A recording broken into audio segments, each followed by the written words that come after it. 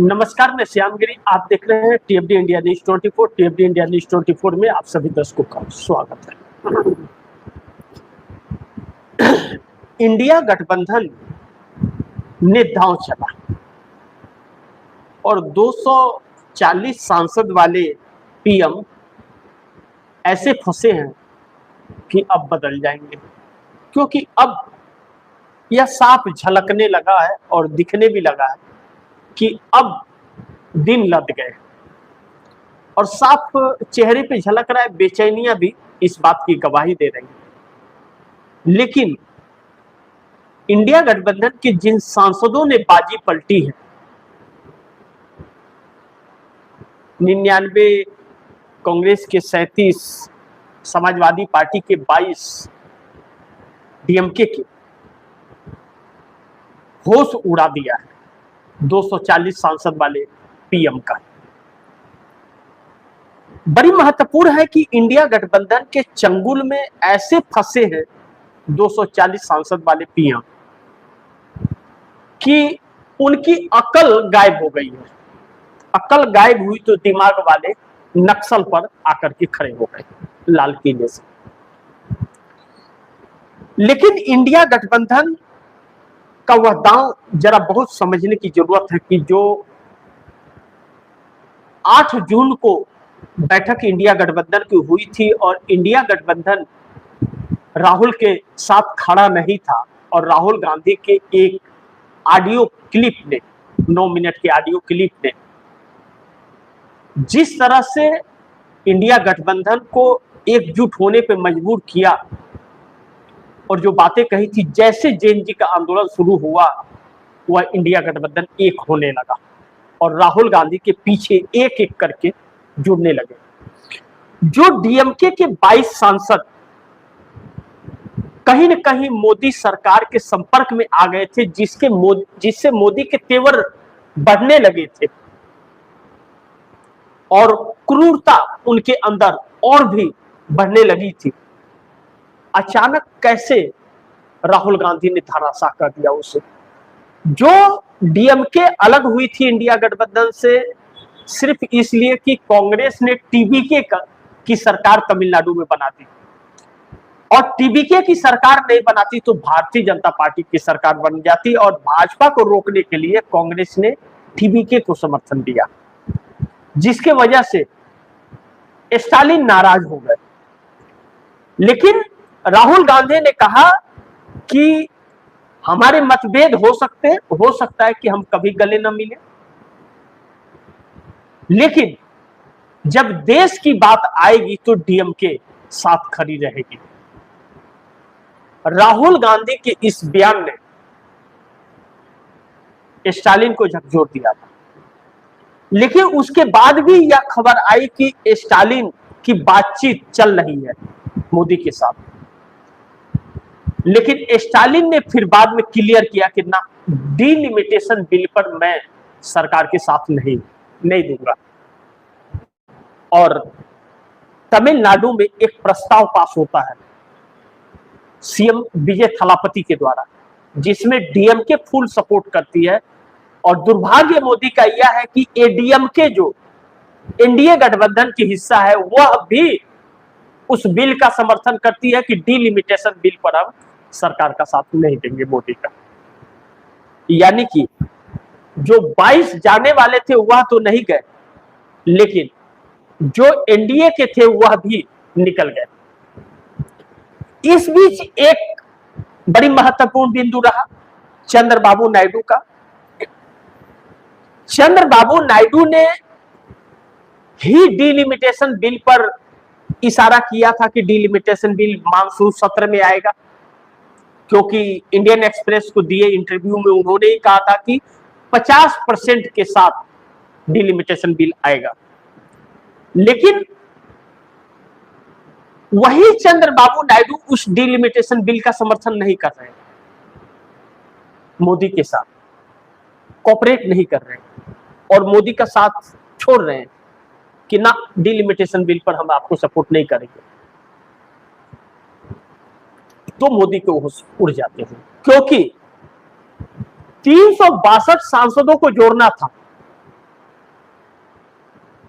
और 293 साथ नहीं है,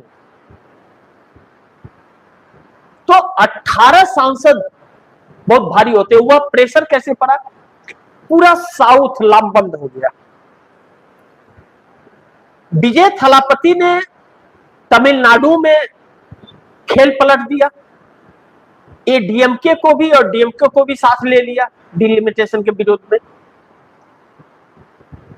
तेलंगाना में कांग्रेस की सरकार विरोध कर रही थी और कर्नाटक में भी कांग्रेस की सरकार, केरल में भी कांग्रेस की सरकार।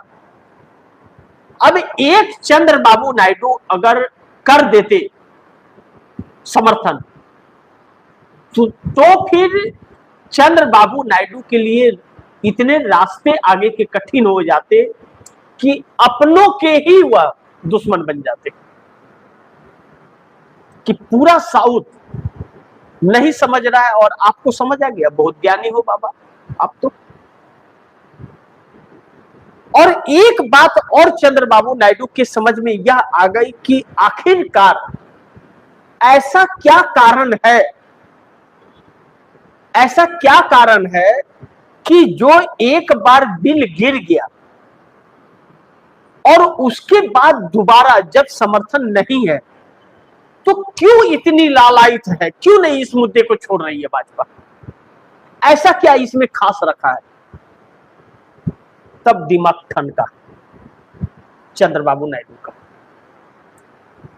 ठनका कि इसके पीछे का तो खेल बहुत बड़ा है। वह कैसे कि जो महिला आरक्षण बिल 2023 में पास हो गया था, 24 लोकसभा चुनाव के पहले विशेष सत्र बुला करके बिल पास किया गया था, सर्वसम्मति से पास हो गया था।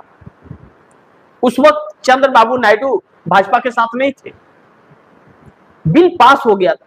उस बिल को 543 लोकसभा सीटों में 33% देना था, तो वह नहीं थी भाजपा ने। तब फिर एक दिमाग और ठनका कि कोरोना काल में पार्लियामेंट बनाया गया और पार्लियामेंट के अंदर 850 लोगों के लिए सीटें बनाई गई। यह कैसे बनाया गया? कैसे मालूम था मोदी को कि 850 सीटें करनी है? इसका मतलब डिलिमिटेशन को लेके पहले से प्लान सेट था, सारी तैयारियां काफी कोरोना काल के वक्त से ही चल रही थी, पहले से, उसके पहले से चल रही थी कि डिलिमिटेशन बिल एक ऐसा है कि उसके द्वारा जो चुनाव कराया जाएगा, वन नेशन वन इलेक्शन, वह भारतीय जनता पार्टी के लिए आने वाले 100 सालों के लिए रास्ते खोल देगा। वहां कोई चुनाव जीत ही नहीं पाएगा और सत्ता बस भाजपा और आरएसएस के हाथ में ही रहेगा। फिर यह साजिश देख करके चंद्रबाबू नायडू का दिमाग ठंडका, और आसाम का हाल देख करके कि आसाम में एनआरसी और सीए करा करके कैसे भाजपा ने विपक्ष को वहां खत्म कर दिया, ऐसे गढ़ में सीटें बढ़ाई जहां सिर्फ भाजपा जीत सकती। तब चंद्रबाबू नायडू समझ गया कि हिंदी भाषी जगहों पर जो कलाकारी करेगी यह सरकार, साउथ का कोई महत्व नहीं रह जाएगा पार्लियामेंट के अंदर। तब चंद्रबाबू नायडू ने पल्ला झाड़ा और नरेंद्र मोदी के पास 362 नहीं पूरे हो पाए, और जिसके वजह से नरेंद्र मोदी को हाथ खींचना पड़ा। अब अगर नरेंद्र मोदी वोटिंग करा देते बिल लाकर, तो इसमें 20 सांसद जो टीएमसी से आए हुए थे उनके वोट मान्य नहीं होते, क्योंकि बाहर वह एनसीपीआई और अंदर टीएमसी के नाम से जाने जा रहे थे। तो टीएमसी व्हिप जारी करती तो उनकी सदस्यता चली जाती, पार्टी लाइन से अलग होकर के जाते वो, ऐसे में और भी फंस जाते। इसलिए बहुत ही परेशान रहे मोदी और शाह। इंडिया गठबंधन ने यह दांव जो चला था, वह दांव मोदी सरकार के लिए बहुत भारी पड़ गया। लेकिन दूसरी तरफ 240 वाले पीएम के लिए कैसे कांग्रेस के 99, 37, समाजवादी पार्टी के 22 ये बाजी पलटे। कांग्रेस के 99 और समाजवादी पार्टी के 37 सांसद एकजुट रहे पूरे मानसून सत्र के दौरान और एक साथ रहे, एक नारे पे रहे मोदी और शाह के खिलाफ। चंदा चोरी और पैलेट गन चलाने की इजाजत किसने दी? भाजपा ने इस गुट को तोड़ने की कोशिश की लेकिन तोड़ नहीं पाई। अखिलेश यादव और राहुल गांधी को तोड़ नहीं पाई और इसमें डीएमके के 22 सांसद नहीं फिसले, भाजपा की तरफ नहीं गए, तो फिर बाजी पलट गई। उनके मकसद कामयाब नहीं हो पाए मोदी के, और मकसद कामयाब नहीं हो पाए तो बिल लाने की हिम्मत ही नहीं जुटा पाए। अब दांव ऐसा पड़ा कि 240 सांसद भारतीय जनता पार्टी के हैं और वह पीएम है। अब 240 सांसदों में इस छात्र आंदोलन ने बगावत करा दिया, एक ऐसे जनाधार को खत्म किया जिस जनाधार को पाने के लिए तकरीबन 46 सालों से भाजपा ने कोशिश किया गांव-गांव में अपने वोटर तैयार करने के लिए। इस छात्र आंदोलन ने उन वोटरों को भाजपा से दूर कर दिया और यह सब कुछ अमित शाह के वजह से हुआ और मोदी के लिए हुआ। फिर ऐसे में अब 240 सांसद वाले नरेंद्र मोदी को पीएम विपक्ष मानता ही नहीं है। यह वजह रहा कि 15 अगस्त को नहीं गया विपक्ष का कोई भी नेता नरेंद्र मोदी के कार्यक्रम में, और अब 240 सांसद वाले पीएम मोदी को बदलने की बात की जा रही है कि बदल जाएंगे और बहुत जल्द बदलेंगे, इस बात में भी गारंटी है। अब इन सब के बीच जो इसका निष्कर्ष निकला कि इंडिया गठबंधन के चंगुल में इस वक्त 240 सांसद वाले प्रधानमंत्री बुरी तरह से फंस गए, बुरी तरह से फंस गए हैं चंगुल में 240 सांसद वाले पीएम मोदी। अब भाजपा भी इनके खिलाफ है, एनडीए भी इनके खिलाफ हो रहा है, जनता भी इनके खिलाफ है और इस देश का 60% आबादी इनके खिलाफ हो गया। युवा और महिला ही इनकी ताकत थी और वही इनसे दूर हो गए और लगातार दूरी मेंटेन हो रहा है,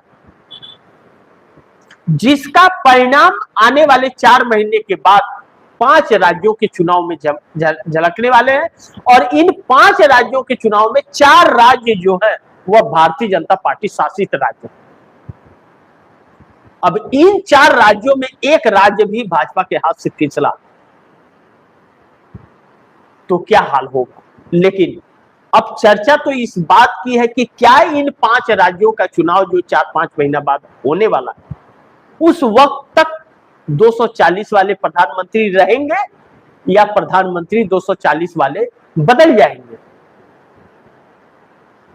अब जो चुनाव आयोग का ध्वंस जमाने की कोशिश की जाती है वह चुनाव आयोग सक पकाया हुआ है कि अब क्या करें। नाम तो उत्तर प्रदेश में तकरीबन 3 करोड़ कटे हैं और वक्त यह भी 3 करोड़ युवाओं के साथ खड़े हो गए तो क्या होगा, तो क्या उनकी रणनीति चल पाएंगे वह। लेकिन इस बार चुनाव में चुनाव आयोग की धांधली चल पाएगी या छात्र जो है वह भी इसे भी असफल कर देगा, इसे भी घुटने पर कर देगा। 2 वक्त उसे आंखें, लेकिन इस बार का जेनजी ऐसा जगह है कि चुनाव आयोग की धांधलियां चलने नहीं देगा, वह बल्कि उसकी निगरानी ऐसा करेगा कि चुनाव आयोग की चूड़ी हिल जाएगी। वह सपने में भी नहीं सोचा होगा कि ऐसा भी होगा।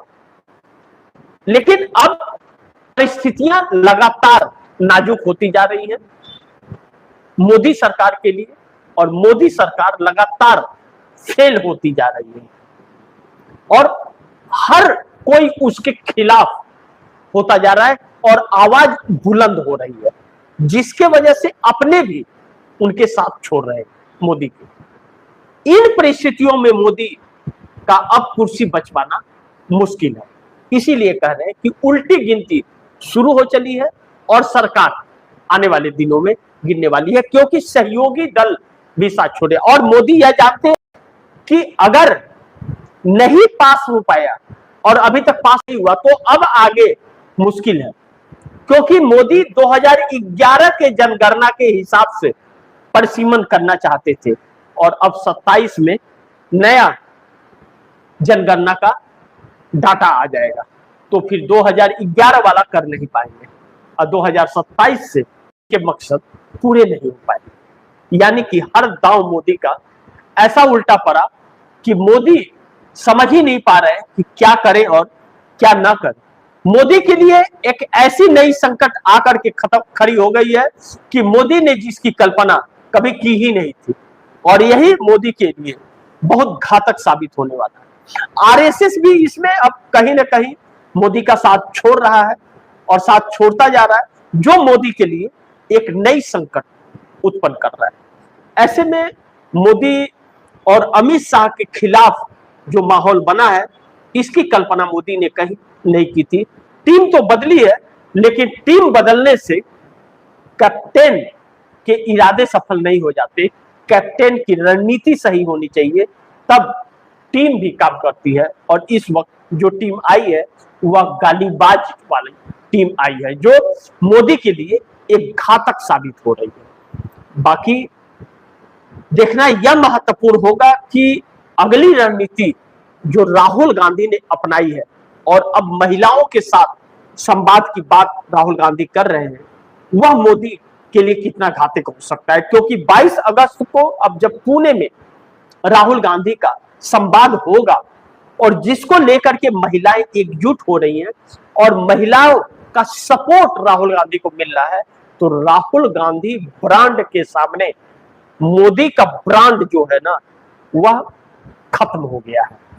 राहुल गांधी के ब्रांड के सामने मोदी का ब्रांड खत्म हो गया है।